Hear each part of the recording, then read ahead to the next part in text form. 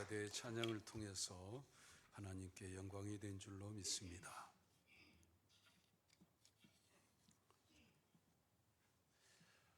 사순절을 한 그릇이라고 생각을 해보고요.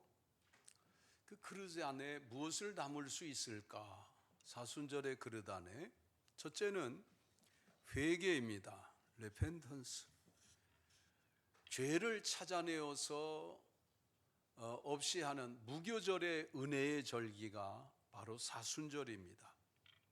무교절 때에는 죄를 상징하는 누룩을 없이 하기 위해서 집안을 깨끗이 청소합니다. 가구들을 다 드러내어서 그 밑에까지 남아있을 법한 누룩을 다 쓸어내어 버리는 것. 우리 안에 내면에 있는 죄를 다 찾아내어서 들추어내어서 회개하고 없이 하는 것. 이게 바로 사순절에 담을 첫 번째 내용입니다. 지금까지 살아온 삶에 있어서 자기 자신을 되돌이켜 보면서 방향에 좀 문제가 있다 하면서 미세한 조정을 하는 그런 기간이기도 합니다. 양궁 궁사가 활을 쏘다가 수시로 활시위에 조정하는 레버가 있어서 그것을 조정을 합니다. 미세한 조정을 합니다. 그래서 그날의 풍향에 따라서 또 혹은 이제 날씨에 따라서 미세한 조정을 거친 끝에 X10 관역에 맞출 수 있는 것이죠. 너희는 마음을 다하고 금식하여 울며 애통하고 여호와께 돌아오라. 우리에게 모두 하나님이 청하시는 말씀입니다. 두 번째 사순절의 그릇에 담을 내용은요, 금식과 절제입니다. Fasting and self-denial 이렇게 불려집니다. 음식의 절제, 또 말의 절제, 또 미디어의 절제, 소비의 절제, 성적 욕망까지 절제하며 지내는 것이 사순절에 담을 내용입니다. 그래서 영성을 회복하는 거예요. 무디어진 영성, 뭔가 덮여져 있고 묻혀져 있는 영성을 회복하는 기간이 바로 사순절에 담을 두 번째 내용입니다. 마지막 세 번째로 담을 내용은요, 말씀과 기도의 내용입니다. Word and prayer. 십자가를 묵상합니다. 십자가를 묵상하려면요, 성경 본문을 잘 선택을 해서 그 본문 말씀을 가지고 묵상을 해야 돼요. 시편 31편 말씀, 또 시편 51편 말씀. 복음서에서는 요한복음 17장에서 21장을 권해드립니다. 마태복음 26장에서 28장의 내용을 권해드립니다. 이 사순절에 계속해서 반복하면서 확인해보고 그리고 묵상할 수 있는 말씀입니다. 주여 나를 살피소서 하는 기도와 함께 우리 스스로 자기 자신에게 질문을 던질 수 있습니다. 너는 왜 예수를 따르는가?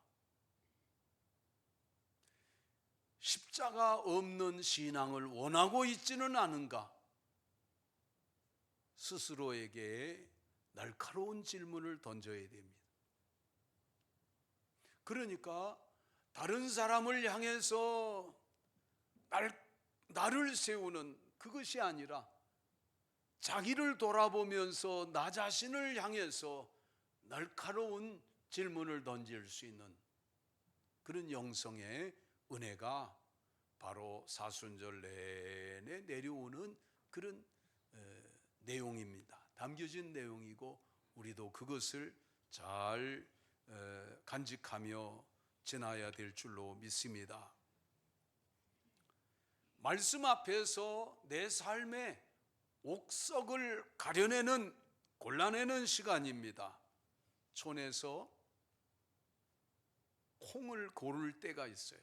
추수한 콩을 뭔가 두부를 하거나 또 혹은 콩나물을 기르거나 할 때에는요, 멍석을 깔아놓고 콩을 쏟아놓고 거기에 벌레 먹은 거, 덜 연근 거, 또 다른 곡식이 섞여 있는 거, 그런 것들을 골라내죠. 그렇듯이 내 삶에서 차근차근 합당하지 못한 것들을 골라내는 시간, 사순절 은혜의 시간인 것입니다. 그래서 십자가와 부활의 삶의 중심을 회복하는 그런 기간입니다. 사랑하는 성도 여러분, 이번 수요일부터 사순절이 시작되는데 그 수요일을 제의 수요일이라고 그랬어요. 제는 회개를 의미하는 거예요. 그래서 그 제를요, 제에다 물을 묻혀갖고 이마에다가 큼지막하게 손으로 십자가를 그려놓기도 하고, 그러면서 여러분, 그게 형식이라고 보기보다는요, 그럴 마음을 가졌다는 것이 또 귀하잖아요. 비판하는 사람은 형식이다. 아니에요. 같이 은혜에 참여하는 사람은 같은 마음을 가지고 그 은혜를 회복하기를 바라면서 참여할 수 있는 것이죠. 주님이 말씀하십니다. 오늘 34절 말씀에 아무든지 나를 따라오려거든 자기를 부인하고 자기 십자가를 지고 나를 따를 것이니라. 우리를 부르시는 말씀이에요. 제자들에게만 아니고 하나님을 믿는 모든 사람에게 동일하게 초청하시는 말씀인 줄로 믿습니다. 오늘 본문 말씀에서 두 가지를 말씀해 주고 있어요. 예수님의 십자가, 그리고 나의 십자가. 저는 오늘 이 두 가지만 분명히 했으면 좋겠다 하는 간절한 마음을 가지고 있습니다. 예수님의 십자가는 무슨 십자가이고 나의 십자가는 무엇이냐? 일생 동안 이 말씀을 깨우치고 살아갈 수 있게 되기를 바랍니다. 예수님의 십자가는 우리 주의 대속과 하나님의 뜻을 순종하는 그런 십자가입니다. 성부가 주신 사명이에요. 십자가는 하나님이 온 인류를 구원하시는 하나님의 구원 계획입니다.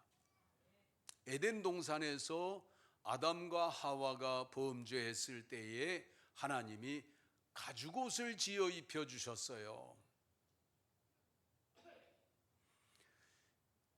짐승을 잡아 가죽옷을 지어 입힌 것이죠. 이것이 예수님의 구원의 십자가와 연결이 되어지는 내용이에요. 그 짐승은 시간이 흘러서 출애굽 때에 어린 양을 잡아서 문설주 임방에 피를 바를 때에 그 바름과 같은 내용입니다. 짐승을 잡아, 양을 잡아 에덴 동산의 부끄러운 수치, 죄의 수치죠. 죄의 수치를 가렸고, 또 출애굽 때에 유월절의 은혜를 입을 때에도 어린 양의 그 피바름의 피뿌림의 공로를 통하여 죽을 수밖에 없는 죄인에게 유월절에 은혜를 경험하게 해주신 것이에요. 하나님은 하나님의 어린 양으로 우리 죄를 속량하시기 위해 그리스도를 보내주셨으니 그리스도께서만이 바로 구원의 십자가를 지실 자격이 있는 것을 여러분이 이 시간 깨닫게 되시기를 바랍니다. 우리의 십자가는요, 말씀을 따라, 주님의 말씀을 따라 순종하는 순종의 십자가예요. 예수님의 십자가와 다릅니다. 거기도 십자가고 크로스고, 내 것도 크로스네, 십자가 똑같으네. 아니에요, 달라요. 예수님의 십자가 구원의 십자가예요. 우리의 십자가는 구원의 십자가가 아니에요. 주님이 말씀하셨으니 자기 십자가를 지고 나를 따를 것이니라, 좇을 것이니라 말씀하셨기 때문에 우리는 그 말씀을 따라 순종하는 십자가인 것입니다.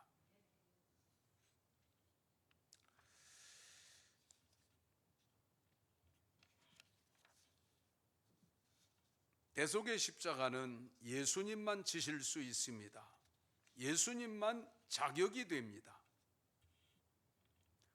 모든 사람이 죄를 지었어요. 다 죄인입니다. 의인 한 사람이 필요했습니다.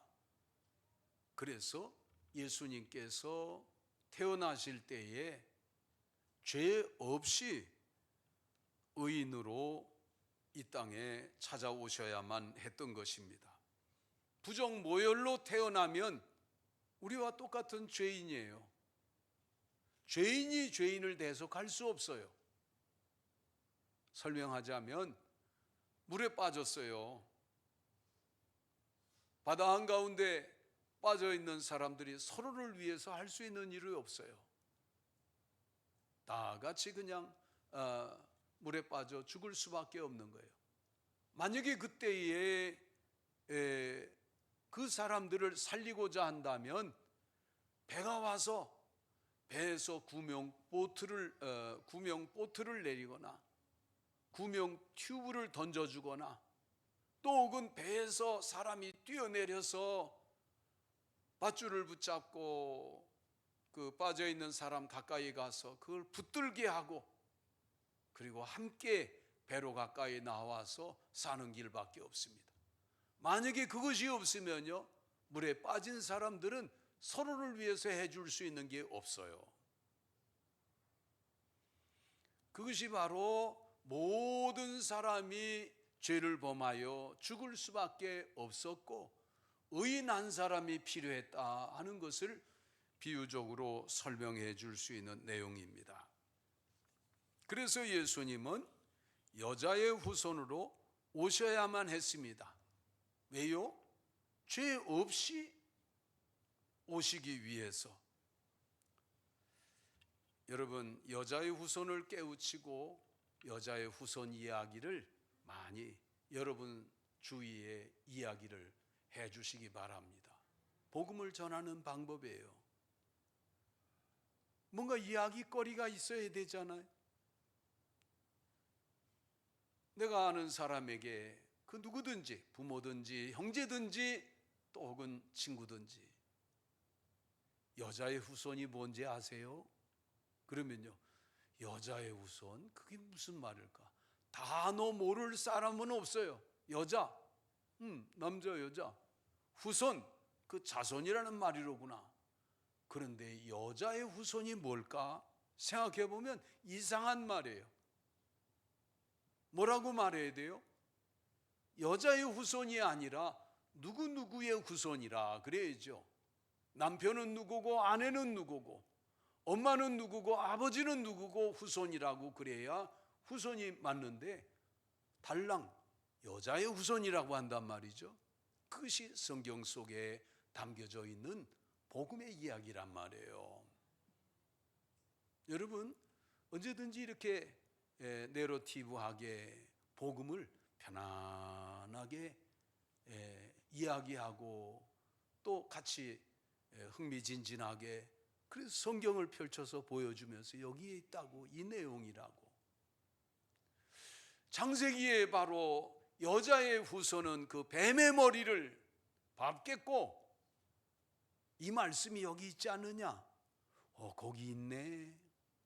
이사야 선지자의 글에 7장 14절에 처녀가 잉태하여 아들을 낳으리니, 거기 아버지가 없어요. 남편이 없어요. 뭐라고요? 처녀가 잉태하여 아들을 낳는다고 그랬어요. 말이 안 되잖아요. 그러니까 창세기에서 바로 여자의 후손을 말씀하신 것과 일치해서 나가더란 말이죠.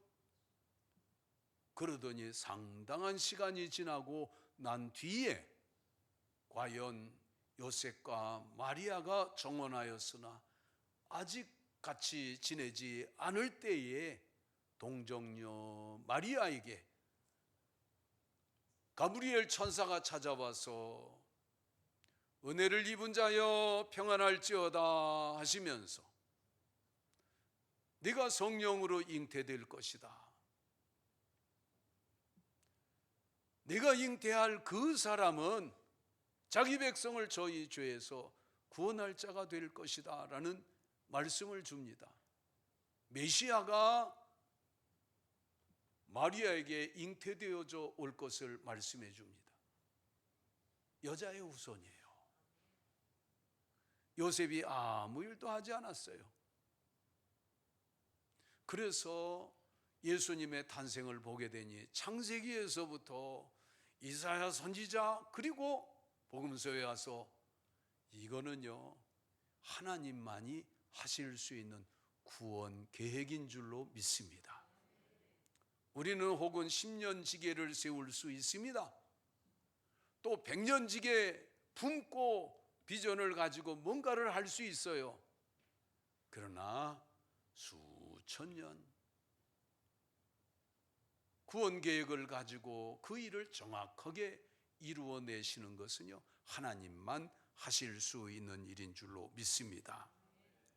그래서 예수님만이 구원의 십자가를 지실 수 있는 자격이 있는 거예요. 무죄합니다.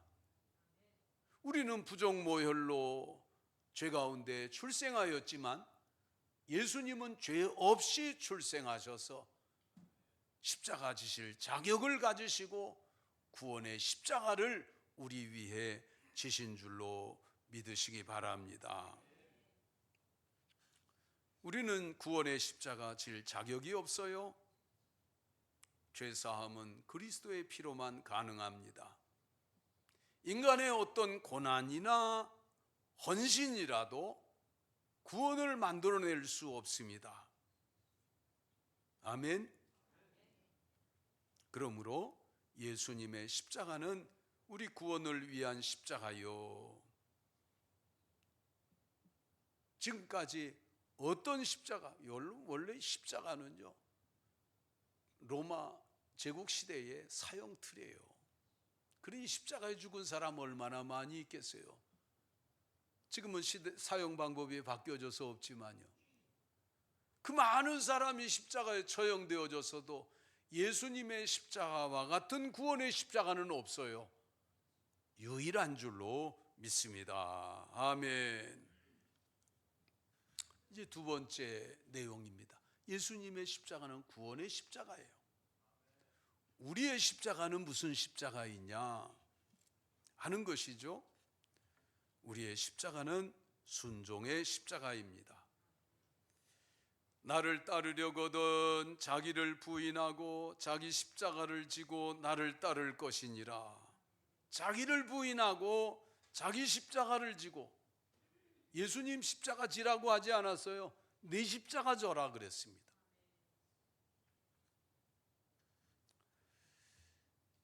나의 십자가가 순종의 십자가라는 말은 구원의 십자가가 아니라는 말이에요. 예수님의 십자가와 다른 십자가예요.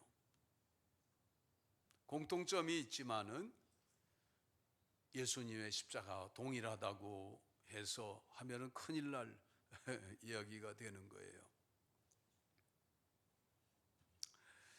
예수님의 십자가는 우리 죄를 속량하기 위한 구원의 십자가이나 우리는 다른 사람의 죄를 속량할 그런 자격이 안 됩니다. 그럴 수 없습니다.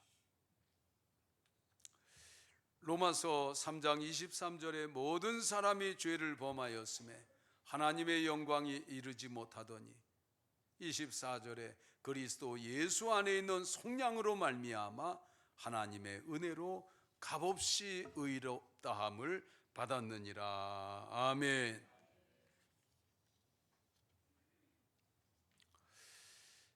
주님께서 우리에게 자기 십자가를 지고 나를 따를 것이다. 내가 나의 십자가를 진다는 것이 어떤 의미인가 하는 것을 우리가 이 시간 깨닫게 되시기를 바랍니다. 하나님의 뜻 앞에서 나를 부인할 수 있어야 돼요. 하나님의 뜻 앞에서 나의 권리를 주장하지 않고 내려놓는 것, 그것이 바로 내 십자가 지는 것이에요. 살다가 보면 억울할 때가 있습니다. 나 혼자 그렇겠거니 했는데 다른 사람과 비교해 보면서 발끈하며 억울함을 느낄 수 있습니다. 나는 특별하지 않고 저 사람만 특별한가? 그러나 나의 십자가를 진 사람은 남들이 억울해할 시간에 전혀 억울해하지 않습니다. 이러저러 해서 억울하지 않냐고 부추겨도 억울함을 타지 않아요. 무슨 소리냐고 하면서 오히려 정색을 합니다. 왜요? 주님 뜻 앞에서, 하나님의 뜻 앞에서 나를 부인하고 나의 십자가를 졌기 때문입니다. 제가 잘 아는 분이 자기 십자가를 졌습니다. 그리스도의 좋은 제자입니다. 오랜 직위인데, 수십 년 직위인데, 젊었을 때만 그 아내의 얼굴을 보았지요. 볼 기회가 없었어요. 그런데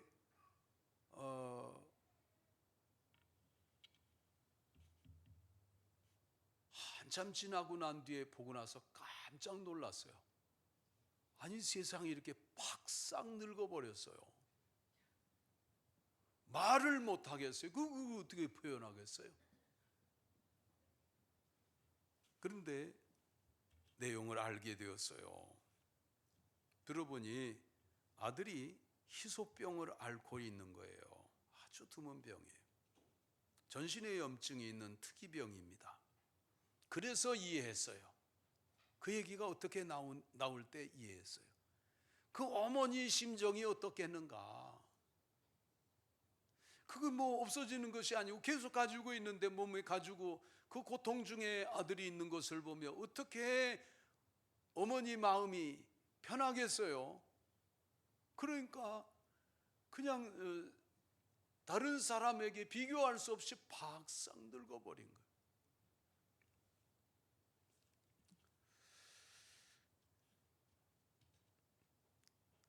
다른 사람 탓하지 않았어요. 하나님께 원망하지도 않았습니다. 그냥 그대로 받아들이고 살아갑니다. 자기 아들의 고통을 자기 십자가로 지고 기도하면서 묵묵히 자기 십자가를 지는 모습으로 살아왔습니다. 그런가 하면 또 다른 분이 계셔요.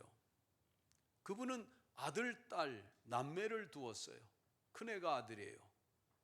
그런데 이 아들이요, 한 3, 4학년 때에 아주 한참 귀엽고 사랑스러울 그때에 아이가 몹쓸 병을 얻었어요. 몸이 굳어져 가는 거예요. 마침내 이제는 침대에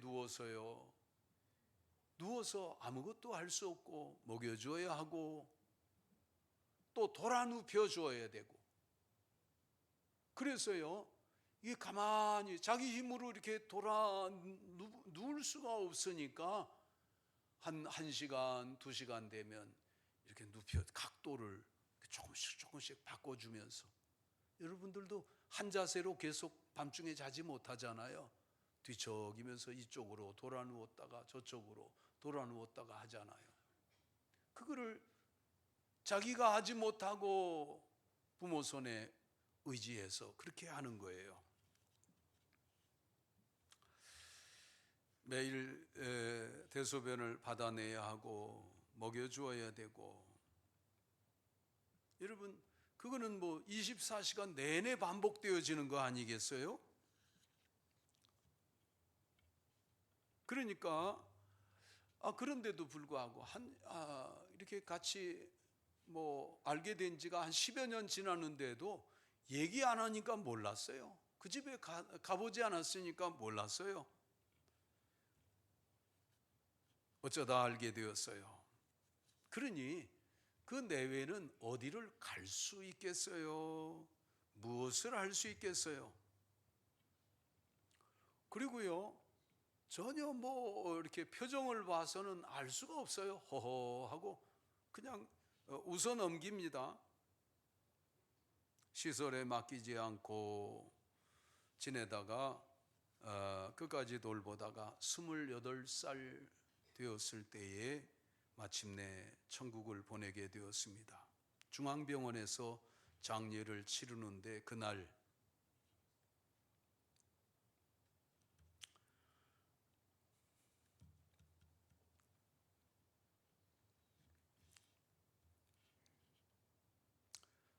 그때 생각이 나네요.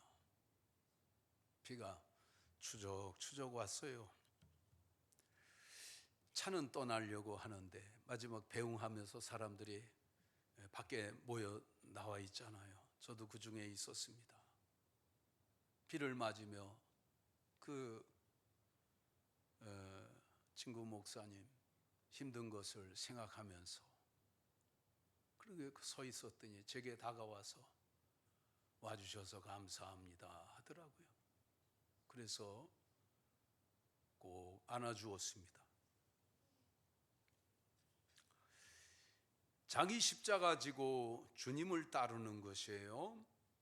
하나님을 원망하지 않아요. 누구도 원망하지 않아요. 주님 앞에서 날마다 내면의 음성을 들으면서 비틀거리지 않고 주저하지 않고 담담하게 사명을 감당합니다.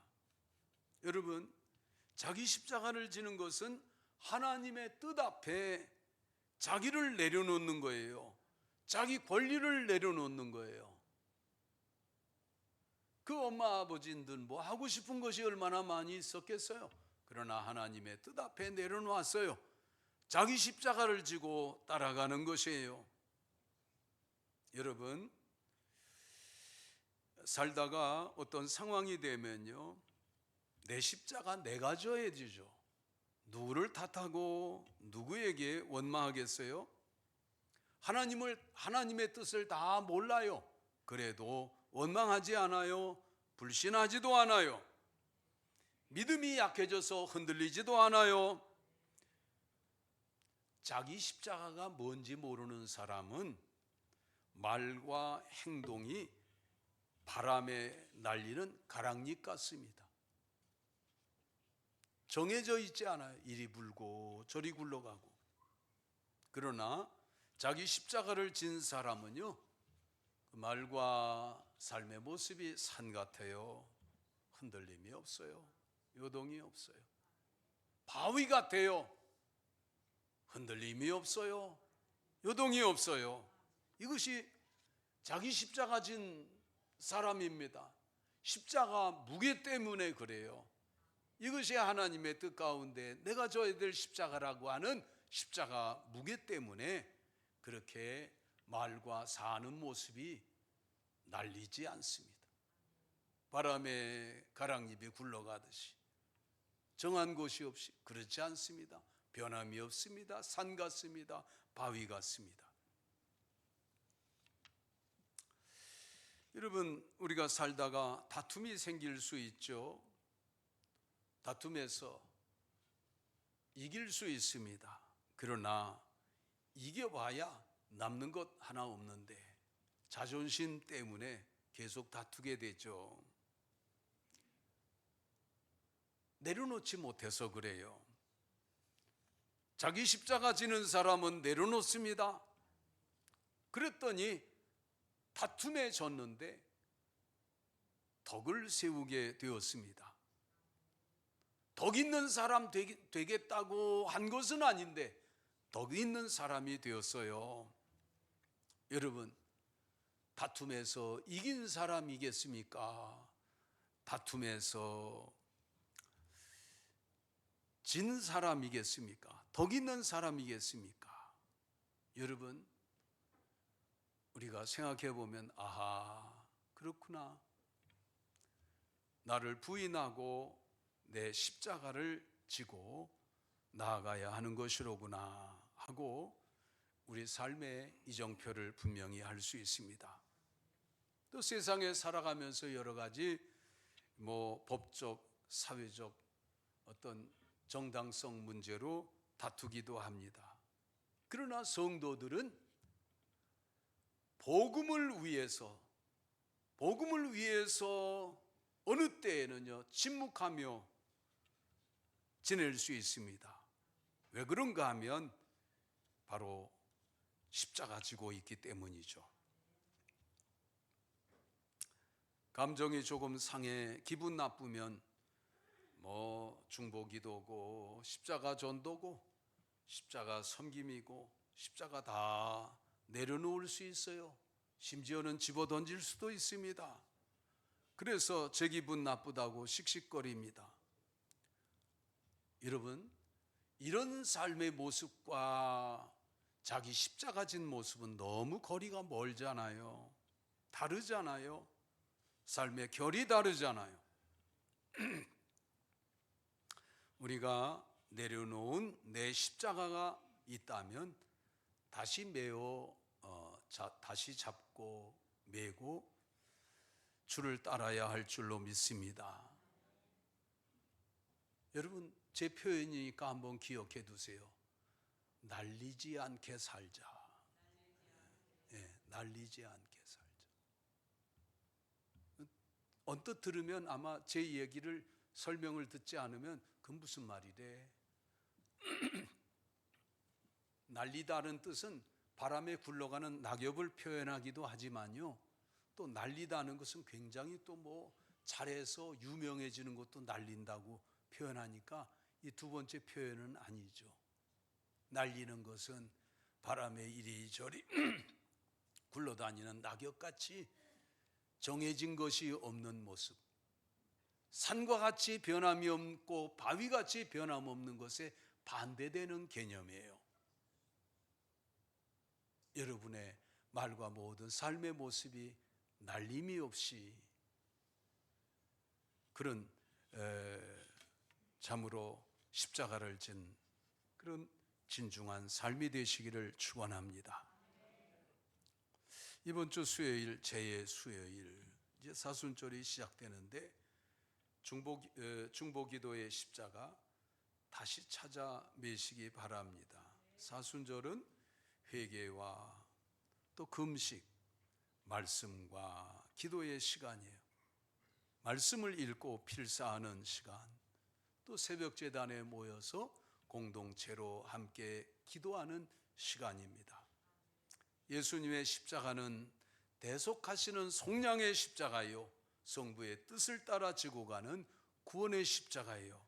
우리의 십자가는 주님의 명령을 따라 순종하여 나의 십자가를 지고 주님을 따르는 것입니다. 교회 안에서 나를 부인할 수 있고 내 십자가 지지 아니하면 그리스도의 몸된 교회를 세울 수 없습니다. 주님의 몸된 교회는요 다 그렇게 세워졌어요. 십자가 지는 사람이 있었기 까닭에 그 십자가 지고 교회가 든든히 세워져 나왔고, 또 오늘 우리 교회도 그와 같은 은혜 가운데에서 세워진 줄로 믿습니다. 모두 사순절기를 뜻깊게 지내고 보람 있는 간증이 있고 한층 두터워지는 믿음과 뿌리 깊은 믿음의 은혜의 절기가 되시기를 축원합니다. 기도하겠습니다.